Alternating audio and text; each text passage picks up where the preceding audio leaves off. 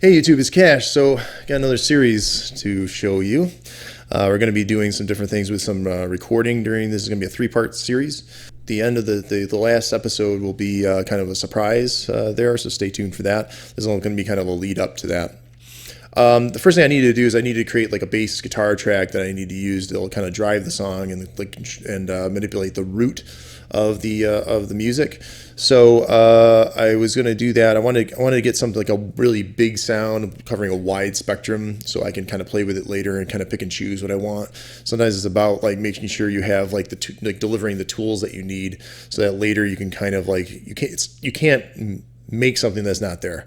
So when you're recording, it's good to have like everything that you need in your audio spectrum, so that it's easier to kind of remove things than to kind of like than to create something that didn't exist in the first place.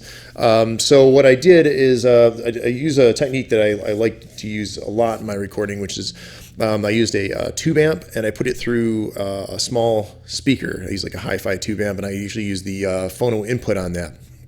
So the biggest sound that I'm trying to get is coming from a Fisher hi-fi amp, and it's going through this Philco speaker, which is actually an intercom speaker. It has like a button on top for talkback. The reason why this is cool, or I like to use this one in particular, is it's nothing really that special aside from the fact it's a 4-inch speaker, but it has a very large magnet for a small speaker, and then the wood case is kind of gives it like some extra resonance, which is interesting. But when you put the tube amp to this, it sounds got this wicked crazy sound, and you can kind of manipulate the volume and get some different variations of that. Now I wanted a backup for this because sometimes I want to get everything in there that you need, so I can pick and choose later what I want as far as frequencies are concerned. So what I did is I got just this simple Gorilla amp. This just has like a 7-inch speaker, and I put the guitar through an MXR Submachine first. So this gives me a really wide frequency range with using this, because you get these really low lows and these higher highs. So this will kind of like be the backup for the Philco setup.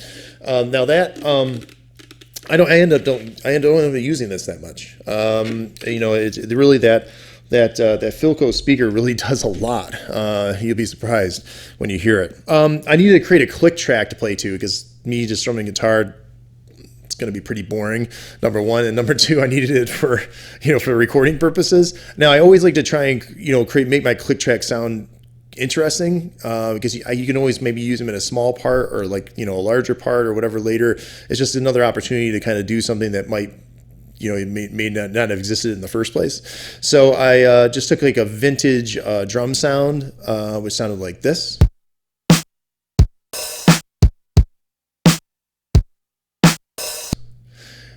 And then I put it through, there's this guy again, the MXR Submachine. This is what, if you didn't realize, this is one of my favorite pedals. Very good investment. If you can use this really on a lot of things.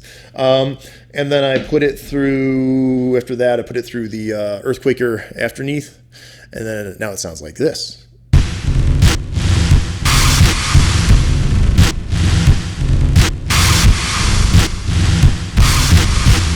And then I had to pick basically what I wanted to use for a microphone. So I wanted something that was going to be transparent, and also I wanted to feature like a sleeper microphone for you guys, so that you can kind of maybe learn something here. And I used the Grundig GDSM200. Which the reason why that's cool is because it has the same capsule as the Sennheiser MD409, which is a very sought after microphone.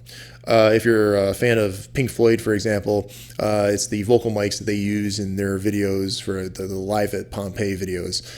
So you can always just check those out on YouTube, and you see what those look like. It's a great microphone. It's really great on guitars. You can use it on a lot of different things. I'm not going to really show the full potential of this. Guitar is not my first instrument, which you'll find out.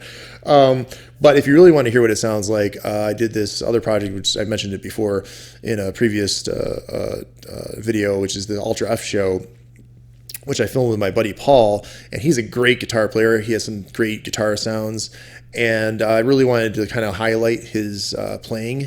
So I used those microphones for the whole show, with the exception of some stuff that we recorded outside and some stuff that we recorded in my old studio. And that's everything else. Every bass, every guitar in that show is recorded with those microphones. If you really want to hear what what they really sound like, check that out. Now let's talk about mic placement. So if you don't know anything about that, I'll just talk about it briefly. So basically, the closer to the center of the speaker, the more bassier tone you're going to get, and the closer to the edge, the more highs or treble you'll get from the recording. And obviously, the closeness kind of depends. It kind of has its own thing too. So I'm going to be doing some very close proximity miking on this speaker or this amp. I'll do it kind of like in the middle of between the cone and the edge, because I want to get that spectrum. On the Philco, I'll mic that right in the center because the speaker is so small. But the only thing you want to pay attention to when you're using old stuff is your proximity. So I'll back that one up a little bit because there's like a slight rattling that occurs because they're really driving that speaker. So you got to that goes with any old tube guitar amp or anything like that. You want to kind of pay attention to those sort of things. There's that. So I wanted to kind of play you a sample of what this sounds like. The video that you'll see of me playing, the full one, I kind of tweaked a bit. So I did a little warm up before that. So this is a sample that's no EQ, no special preamps, nothing like that. It's just simply, and both the amps are about equal in volume, and I just pan them slightly. I put the Philco on the right side, my left, on the right side, and I put it on the Gorilla on the pan at the left, both at the same amount of panning. So here's a sample of that.